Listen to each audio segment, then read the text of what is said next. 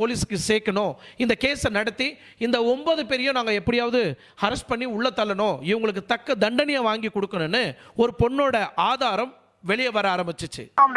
யாரா இருந்தாலும் சரி, நான் சொல்ல போற நியூஸ் கொஞ்சம் கேளுங்க ப்ளீஸ், தயவு செஞ்சு ஹெல்ப் பண்ணுங்க. பொள்ளாச்சி விவகாரத்தில் திருநாவுக்கரசில் பாதிக்கப்பட்ட பொண்ணு பேசுறேன். ஸோ எதனால இதில் பேசுறேன்னா, நான் நிறைய இதில் நான் சொல்லிட்டேன். அந்த வீடு பார்த்தீங்கன்னா இது வரைக்கும் இந்த நியூஸை வந்து இந்த மீடியா இதில் அதை வந்து சொன்னதில்லை. ஸோ அந்த உண்மை எனக்கு தெரியும். ஸோ என்னால் போய் சொல்ல முடியல எங்கே வெளியே. ஸோ அதனால சேச்சத்தில் நான் என்ன தெரியாது, அதனால நான் எல்லாருக்கும் இந்த நியூஸை சொல்கிறேன். திருநாவுக்கரசில் ஒரு பொண்ணு இறந்து போய் அந்த வீட்டுக்கு பின் சைடு தான் அந்த சடலத்தை புதைச்சிருக்காங்க. ஸோ இன்ன வரைக்கும் இந்த நியூஸ்க்கு வெளியே வரல. ஸோ தயவு செஞ்சு உங்களால் முடிஞ்ச அந்த நியூஸ் வெளியே அனுப்புங்க. மொத்தம் திருநாவுக்கரசுன்னு இல்லை, மொத்தம் அந்த கும்பல்ல மொத்தம் ஒரு 8-9 பேர் இருக்காங்க. இந்த மாதிரி எல்லா பொண்ணுங்களையும் டார்கெட் பண்ணி அந்த பொண்ணை ஆசை வார்த்தை காமிச்சு ஒரு நாள் காரில் கூப்பிட்டு போடுறான்.